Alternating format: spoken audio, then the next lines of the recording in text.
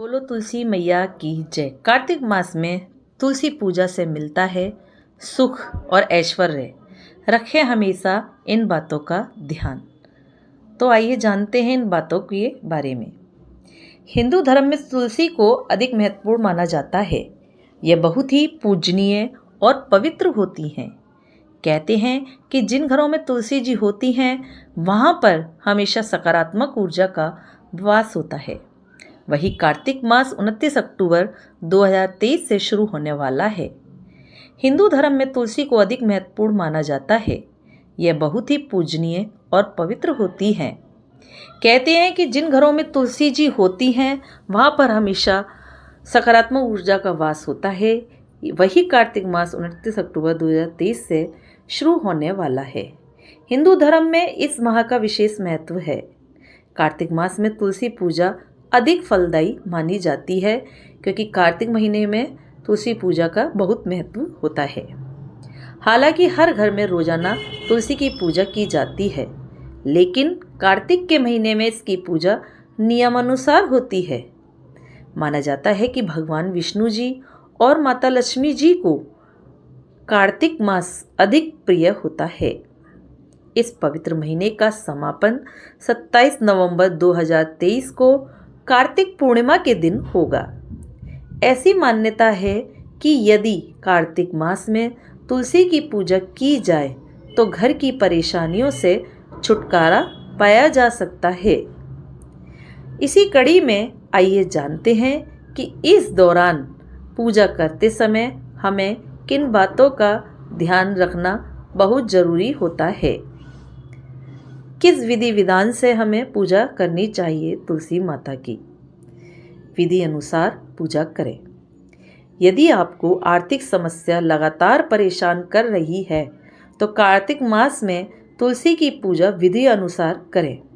ऐसा करने से आपको अपनी परेशानियों से छुटकारा मिल जाएगा या मिल सकता है।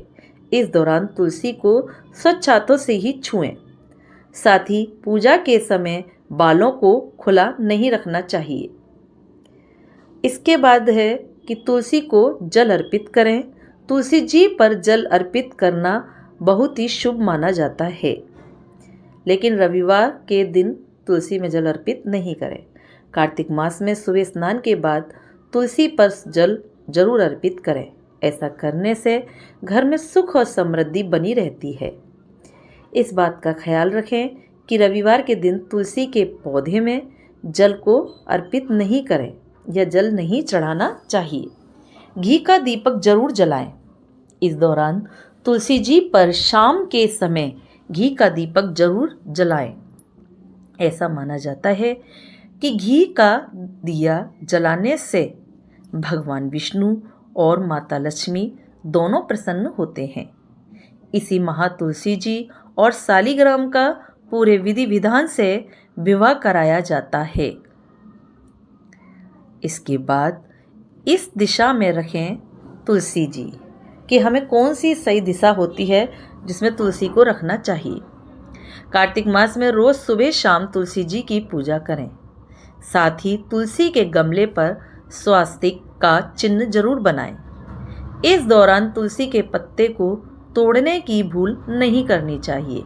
इसके अलावा आप घर में तुलसी का पौधा उत्तर की तरफ या उत्तर पूर्व दिशा में ही रखें।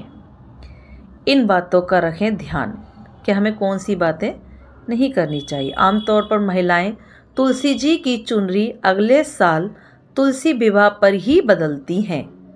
हालांकि ऐसा करना उचित नहीं है। अगर चुनरी पुरानी हो जाए या किसी कारण से गंदी हो जाए तो आप उस नई चुनरी मैया को उड़ा सकते हैं। पुरानी चुनरी को हटा दें। तो दोस्तों, आपको तुलसी मैया के बारे में जानकारी कैसी लगी? अच्छी लगी हो तो लाइक करें, सब्सक्राइब करें, ज़्यादा से ज़्यादा शेयर करें। कहानी देखने के लिए, सुनने के लिए आप लोगों का मेरे चैनल पे बहुत बहुत धन्यवाद। आइए हम सब मिलकर बोलते हैं तुलसी माता की जय।